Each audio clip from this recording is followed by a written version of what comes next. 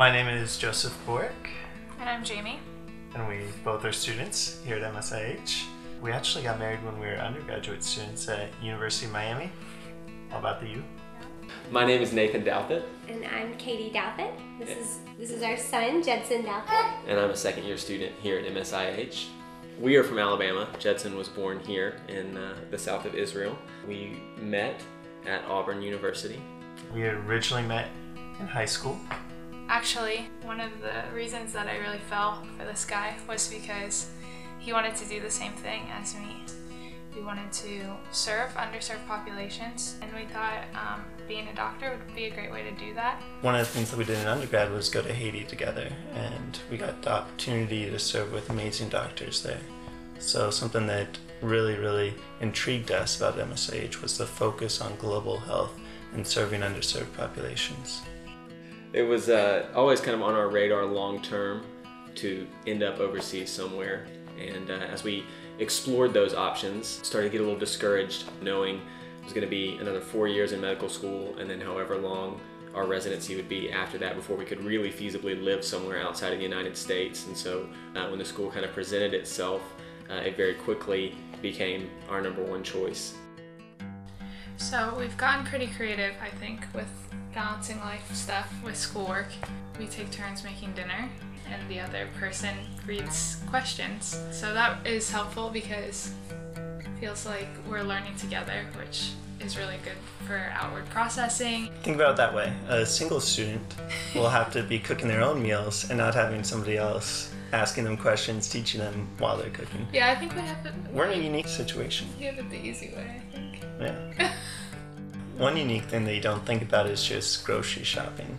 We have to go get on our bike with our hiking backpack, bike to the store, then we go through the store and we choose whatever looks good because it's in Hebrew. Don't really speak Hebrew or read Hebrew that well. Yeah, it feels like we've accomplished a great feat when we go grocery shopping together. I took an old pond in the old city when I first got here. It was 5 months, 5 days a week, 5 hours a day, so it was pretty intense. I think that helped a lot, and it gave me confidence, like going out into the community. I wasn't as terrified to go to the grocery store, to take a cab, or things like that, because I knew how to get around, and I'm glad I did it.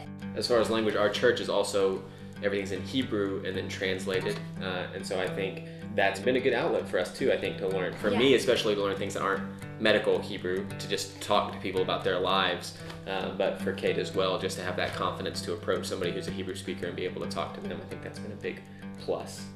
We actually do have a really strong group of Christian believers here, which has been an immense support for us together. Everybody has their reason for coming here, and for us, our reason for coming here is very much founded in our faith, and that helps us edify each other to be able to help each other grow.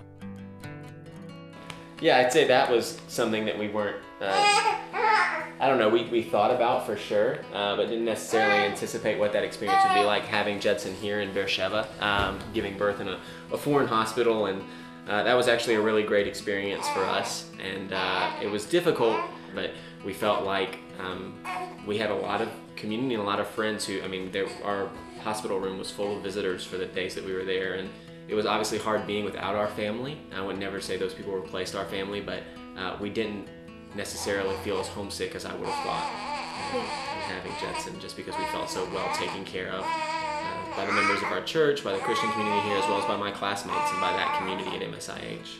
We always kind of talk about how glad we are that we're not the only ones in our class who are in our situation. I think there's something like 7 or 8 other married students just in my year, and most of those, only one spouse is attending the school, the program. There's a great community here within the students. It's different from many places in that we're all in this together. Everybody's here because they want to make the world a better place. You don't come all the way to Israel, to the Medical School for International Health, because you want to be this doctor who pushes everybody out of the way. You come here because you want to lift people up, and that starts with a community of students who become each other's families. Our experience here has been really great, and we really are glad that we chose to come here.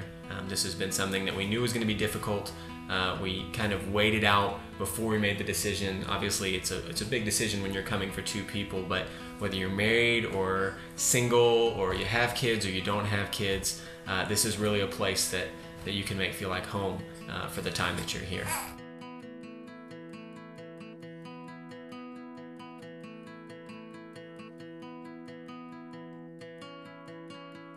Have you got some thoughts too, buddy? You got some things you want to say? You got anything you want to say about living life here and being the class baby? Huh? All your friends? So you're one popular guy, aren't you? Yeah.